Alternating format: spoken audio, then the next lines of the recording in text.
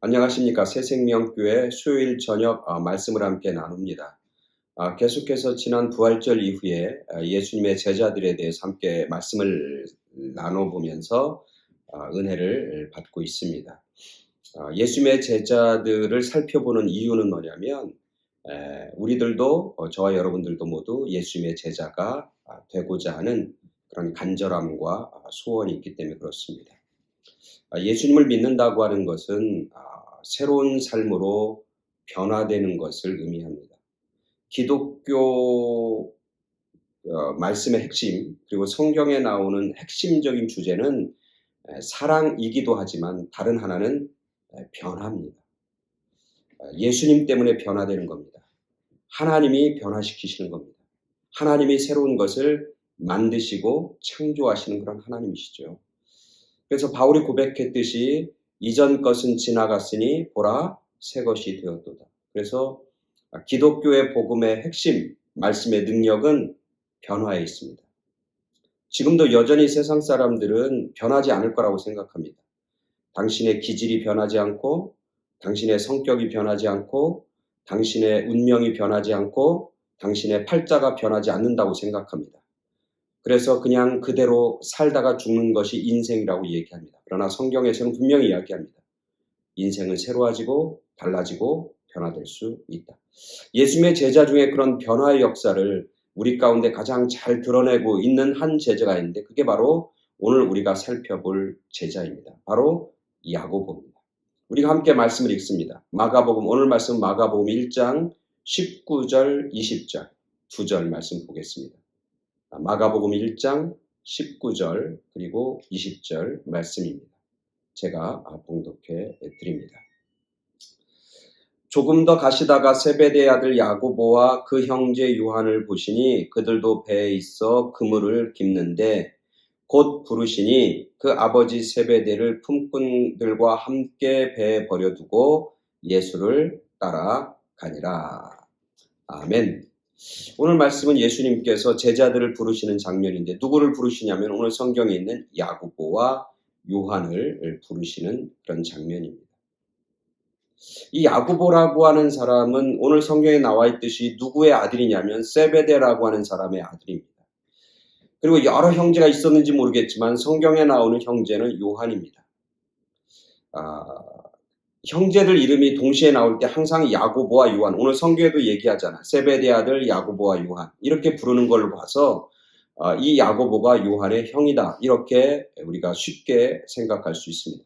그러니까 세베대의 아들이고 그리고 요한이라고 하는 예수님의 제자 중에 제자인 요한의 형이고 성경에서는 살로메라고 나오죠. 살로메라고 하는 사람이 바로 이 야고보와 요한의 어머니다. 그렇게 알려져 있습니다. 야고보란 말의 뜻은 이름이 가지고 있는 뜻은 이 야고보라고 하는 말이 구약에서는 뭐라고 하냐면 제이콥입니다. 야곱입니다. 야곱. 똑같습니다. 야곱과 야고보는 똑같습니다.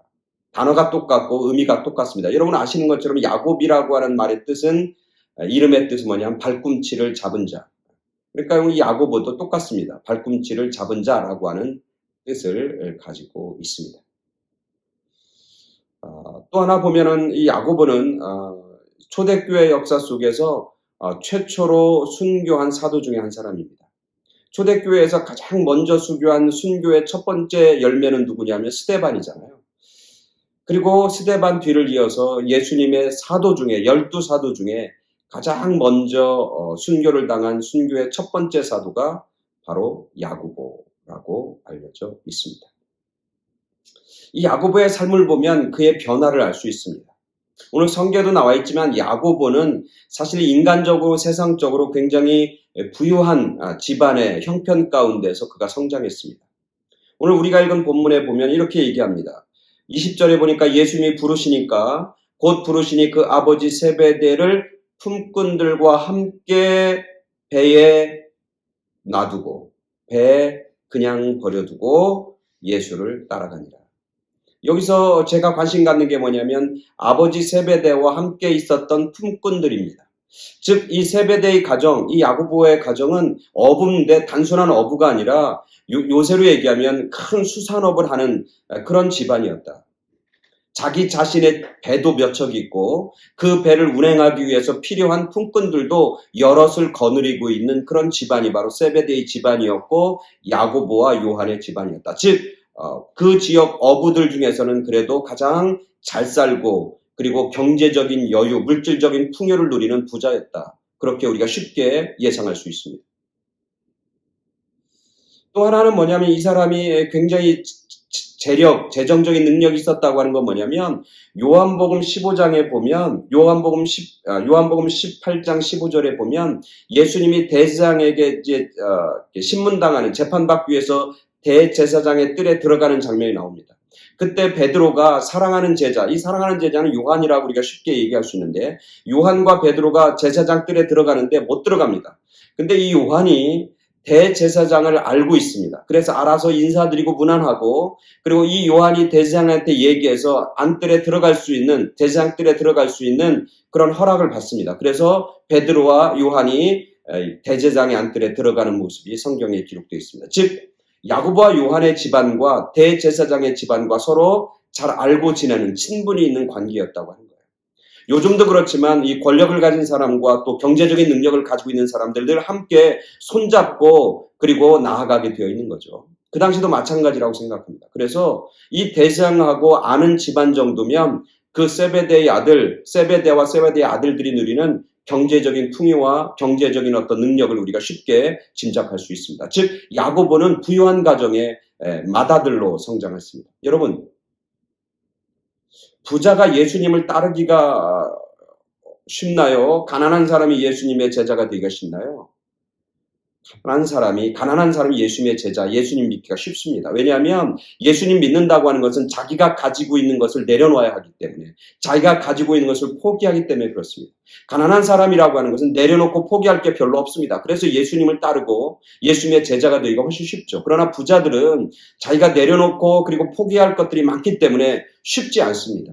성경에도 나와 있잖아요. 부자 청년이 예수님께 와서 예수님 어떻게 하여 영생을 얻습니까? 라고 물었을 때 예수님이 너가 모두 가지고 있는 것을 모두 다 정리하고 나를 따르라고 그랬을 때 그 부자 청년이 근심하며 예수님을 떠나는 모습을 성경은 기록하고 있습니다. 그러면서 성경 뭐라고 하냐면 부자가 하나님 나라 들어가는 것이 약대가 바늘귀로 들어가는 것보다 쉬우니라 라고 말씀하고 있는 것이죠.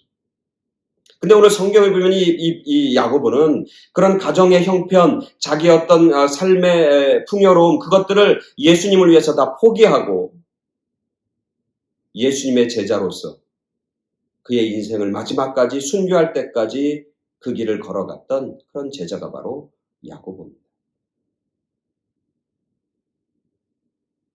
부유한 사람에서 예수님의 사람으로 변화된 사람, 그게 바로 야고보였다고 하는 것이죠. 오늘 우리들도 마찬가지입니다. 우리가 이 야고보를 생각하면서 이 자기가 가지고 있는 것을 주님을 위해서 내려놓고 주님을 위해서 포기하고 내가 가지고 있는 그 어떤 것, 그것이 물질적인 것이든 아니면 인간적인 것이든 내 성격이든 그 어떤 것이든 내려놓고 주님의 제자로 나아간다고 하는 것, 이게 오늘 야고보를 통해서 우리가 다시 한번 깨닫고 다시 한번 우리가 받아들여야 할 그런 말씀입니다. 또 하나 이 야고보와 요한은 우리가 잘 아는 것처럼 야고보와 요한은 예수님으로부터 별명을 하나 얻습니다. 야고보와 요한이 가지고 있는 별명이 뭔지 아세요? 예수님이 붙여준 별명? 그게 뭐냐면 보이네게다. 보이네게가 뭐예요? 우레의 아들이라는 뜻이에요. 보이네게, 우레의 아들. 우레의 아들이라고 하는 것은 그 사람들이 가지고 있는 어떤 성격 때문에 그렇습니다. 그 사람들이 가지고 있는 인간적인 어떤 기질 때문에 그렇습니다. 그래서 예수님이 보면서 너희는 정말 우레의 아들이다. 그렇게 별명을 붙입니다. 그러니까 다른 얘기로 하면 성격이 거칠다는 얘기고 급하다는 얘기고 때로는 굉장히 폭력적이다는 얘기고 그리고 자기들이 가지고 있는 것들을 그냥 다른 거 생각하지 않고 막 일을 저지르고 말을 막 하는 그런 캐릭터가 바로 야고보가 가지고 있는 캐릭터입니다. 성경에서도 그의 성격과 기질에 대해서 얘기하죠. 누가복음 9장에 보면 예수님과 제자들이 이제 갈릴리 지역을 떠나서 유대라고 하는 지역으로 이제 여행하는 장면이 나옵니다. 그들이 유대라고 하는 지역으로 여행하면서 어디를 들이냐면 사마리아 지역을 통과합니다. 사마리아 지역을 통과하는데 그 사마리아 사람들이 예수님과 예수님의 제자들을 환영하지 않습니다. 영접하지 않습니다. 그러니까 이 야고보가 굉장히 마음이 속상한 거예요. 아니 우리 예수님을 저 사람들이 환영하지 않는단 말이야? 우리들을 제대로 대접하지 않는단 말이야? 그러니까 갑자기 마음속에 있는 화와 그 성질이 확 나면서 뭐라고 하냐면 예수님 앞에 이렇게 얘기합니다. 우리가 잘 아는 것처럼 누가복음 9장 54절 주여 우리가 불을 명하여 하늘로부터 쫓아내려 저희들 저 사마리아 사람들을 멸하리까? 그렇게 하기를 당신 원하십니까? 라고 묻습니다. 얼마나 재밌어요. 그죠? 예수님한테 얘기하는 거예요. 예수님, 내가 하늘로 명해서 불을 내려갖고 쫓아내려서 저 사마리아 사람들, 보기 싫은 저 사마리아 사람들을 다 태워버리기를 주님 원하십니까? 라고 묻는 거예요. 이 얼마나 웃으냐면 자기가 불을 하늘에서 가지고 내려올 수 있는 능력이 있습니까? 제가 볼 때는 없어요. 예수님이 가지고 있는 능력이지 자기가 가지고 있는 능력이 아니에요. 근데 만약에 자기가 마치 가지고 있는 것처럼 그렇게 예수님 앞에 얘기합니다. 정말 예수님 당신이 원하면 내가 그렇게 해주겠습니다. 막 이런 뜻이에요. 그 사람이 가지고 있는 그런 성격과 캐릭터를 그대로 보여주고 있는 말씀이죠. 급하고 이것저것 재지 않고 때로는 폭력적이고 때로는 아주 굉장히 과격한 그런 성격의 소유자가 바로 야고보다. 또 하나 이 야고보 요한에 대해서 성경은 기록하고 있는 게 뭐냐면 마가복음, 마가복음, 마태복음, 마가복음, 누가복음에서 다 쓰고 있죠. 뭐냐면 이 세베대 아들 야고보와 요한이 예수님을 찾아갑니다. 다른 마태복음에 보면 세베대의 아들 야고보와 요한의 어머니가 예수님을 찾아갔다고 기록하고 있어요. Anyway, 어쨌든 야고보와 요한의 어머니든 야고보와 요한이든 하여튼 예수님에게 찾아가서 그들이 예수님에게 부탁한 게 뭡니까? 당신의 나라가 임하면 우리 둘 중에 하나는 우측에 하나는 좌측에 앉게 하여 주시옵소서. 그렇게 청탁을 하잖아요. 그걸 보면서 제자들이 굉장히 몹시 화가 나고 괘씸하게 생각하잖아요. 그때 예수님이 그들에게 뭐라고 해요? 너희가 구하는 것을 너희가 무엇을 구하는지 너희들은 알지도 못한다. 그 생각하지 말고 내가 마시는 잔을 너희가 마실 수 있느냐? 그렇게 그들에게 묻습니다. 그러니까 그들이 뭣도 모르고 대답해요. 예, 우리가 할 수 있습니다. 그런 장면, 대화하는 장면이 나오잖아요. 거기서 이 야고보가 가지고 있는 인간적인 캐릭터가 그대로 나옵니다. 여전히 자기 어떤 부자로서의 삶을 살고 있고 여전히 어떤 세상적인 명예나 권력을 탐하는 그런 욕심과 욕망의 모습들이 그대로 담겨져 있는 거죠. 예수님을 통해서 뭔가 더 높은 자리, 더 안전한 자리, 더 힘 있는 자리를 원하고 또 그것을 갖고 싶어하는 그런 야고보의 모습이 성경에 등장합니다. 이렇게 인간적으로 보면 성격도 급하고 거칠고 폭력적이고 그리고 인간적인 어떤 욕심과 욕망에 가득 찬 상태로 예수님을 따르고 있습니다. 그러나 그 야고보가 그런 인간적인 야고보, 그런 세상적인 야고보가 완전히 달라지잖아요. 변화되잖아요. 예수님이 야고보에 했던 그 말씀 뭐냐면 야 높아지는 자는 섬기는 자가 돼야 돼. 섬기는 자가 큰 자야. 그렇게 예수님이 말씀해 주시는데 결국 이 야고보가 나중에 성령을 받고 하나님의 은혜를 받고 나서 그가 변화됩니다. 그죠? 그래서 그가 교회를 섬기고 초대교회를 섬기는 리더 중에 한 사람으로 그가 세워지게 되는 겁니다. 뿐만 아니라 헤롯이 안티파스 헤롯 1세가 결국 기독교인 중에 교회 중에 가장 핵심적인 사람 한 사람을 잡아서 죽이려고 이제 결정을 합니다. 사도행전 12장인가요? 보면. 그래서 초대교회에 있는 교회 리더들과 사도들 중에 그래도 가장 강력하게 저 사람 잡아 죽이면 교회가 무너질 거고 그리고 그 당시 교회를 예수 믿는 사람들을 적대시하고 있는 그 당시 권력을 가지고 있고 종교의 어떤 기득권을 가지고 있는 바리새인들과 이런 사람들을 어떻게 하면 좀 자기 마음에 맞게 그렇게 이렇게 그들 가운데 자기가 그들과 손을 잡고 함께 유대를 다스릴까 생각하다가 한 사람 고른 사람이 누구냐면 야고보입니다. 다른 얘기는 그만큼 야고보가 초대교회의 핵심적인 인물로 지도자로 그리고 섬기는 자로 아주 큰 일을 감당했다고 하는 거죠. 자기가 가지고 있는 그런 성격을 주님 앞에서 내려놓고 인간적인 욕심을 주님 앞에 내려놓고 섬기는 자로 봉사하는 자로 그리고 하나님을 위해서 주님을 위해서 마지막까지 자기의 신앙을 끝까지 지켰던 그런 변화를 우리 가운데 몸소 드러낸 그런 위대한 제자, 그게 바로 야고보인 것이죠. 유명한 흑인 목사님이시던 탐 스캐너라고 하는 목사님인데, 이 목사님은 할렘가에서 흑인들 또 알코올이나 마약 중독된 사람들, 갱들에게 그리스도의 복음을 전해서 큰 역사를 일으키는 그런 목사님입니다. 원래 이 목사님은 그 지역에 할렘에서 목회하는 자기 아버지 흑인 목사님의 아들로 태어났습니다. 초등학교 때 열심히 공부하고 잘 나가다가 이제 사춘기가 되면서 어떤 인종적 차별 같은 걸 경험합니다. 그래서 그 마음 가운데 백인에 대한 혐오감이 갖게 됩니다. 그러면서 그는 자연스럽게 갱에 가담하게 되고, 그리고 갱들이 하고 있는 그런 잘못된 일들, 악한 일들을 서슴없이 저지르면서 그렇게 젊은 시간을 방황하면서 보냅니다. 그래서 그 갱단에서 가장 뛰어난 지도자로 이제 뭐 거의 우두머리로 그렇게 이제 활동을 하게 됩니다. 그러다가 라디오 방송에서 복음의 메시지를 그가 듣게 됩니다. 이전 것은 다 지나갔으니 보라 새롭게 되었다. 이전에 가지고 있는 모든 과거는 하나님이 다 용서해 주시고 당신을 통해서 새로운 역사, 새로운 변화의 역사를 하나님께서는 기대하시고 원하십니다라고 하는 그런 복음적 메시지를 그가 라디오를 통해서 듣게 되고, 그가 자기가 가지고 있는 모든 삶을 정리합니다.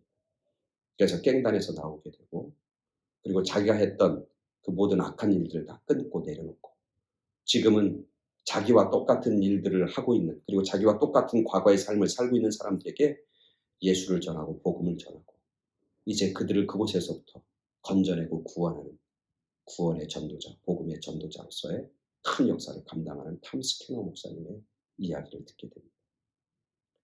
예수님의 복음은 그렇게 변화시킵니다. 오늘 야고보도 예수님을 통해서 완전히 새로운 사람으로 변화되고 바뀌어집니다. 그리고 교회를 위해서, 하나님의 나라를 위해서 영광스러운 일들을 감당하다가 마지막 죽는 순간까지 하나님의 영광을 위해서 거룩하고 복되게 자기의 삶을 마지막 끝낼 그런 야고보의 모습을 보게 됩니다.